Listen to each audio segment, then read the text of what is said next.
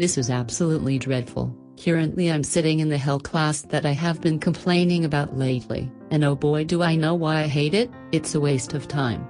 When time is passing by with the speed of light, both literally and figuratively, I'm rotting away in what I can only describe as hell, not quite bad to others but for a soft mind like me whose mom keep Kim square away from all evil that exit, with no real work ethic and no real motivation, just a slightly smart kid who can dig his head down and try to work on himself.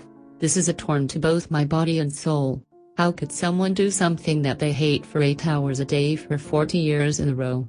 That's lunatic. That's what I consider insane. Bury all your talent and hope for a soul-cruising job. I know we human have it best in the history of all human, but man, when people in the past struggled to find food and shelter, we are blessed with this curse of only have to do something as boring as typing for someone else, express someone else's idea while keep your own mind in jail in order to find some money to support your family and hoping that by the time you are 65, there will be some energy left in your body to keep up with higher young soul, all taught it's possible.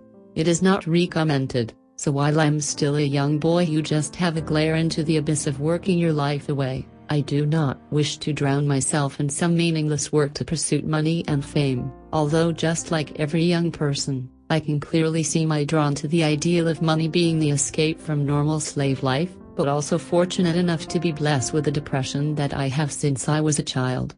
The fear of death to me is a huge part of what makes me who I am today. It shaped my soul and body though with a negative energy, ultimately lead me to drag myself onward in spite of hardship and doubt, cause I know 1 second spent in the depth of despair is a second lost from improving myself. Some might argue that it is all for nothing and we will die alone without ever touching anyone in any significant way. But since I first heard from a Jordan Peterson lecture that I'm only 2% away from affecting 1 million strangers and despite how useless and uneducated I am, I live in a network and the ripple spiral upward with a rapid rate and my exit, although small, is still a part of this timeline and everything that ever and will ever exist. But back to the reality. 4 walls, bright white light blasting 24/7, the tree out yard have never looked so free before. I can barely notice if I blink since floor below me is reflective just enough to make me feel like I have stared into the sun for a bit too long. The human-made light, blue on one end and orange on the other, such perfect color combination, but it just make me feel more trapped in my own body that been trapped in this room of 40 people under 5 AC blasting in the small area. So it's bright, cold and noisy? Great, we are all sit down during the last 5 hours. Which humans shouldn't do. We need to run or sleep, not sit down on output and only moving our finger while looking in the white screen where the only color that you can recognize is the blue line of the word software. Everyone seems busy, too busy. There is only one homework for the last 5 hours. There is no way they didn't finish it. But why are they still tying? Still clicking? Maybe they are, also writing down there the like I am. I doubt it. I'm the only one weird enough to question my existence while in a all-white classroom at 4:57 p.m. Saturday noon, that probably have more interesting thing to do. Unlike me, they have their life in front of them, or so it seems. Their schedule is thick and filled with class, meetup, dates and family time, while I spend my time doing what I like, sit there and sculpt. Can't help but wonder what's going on inside their mind. Are they hunted by the thought of dying like I am?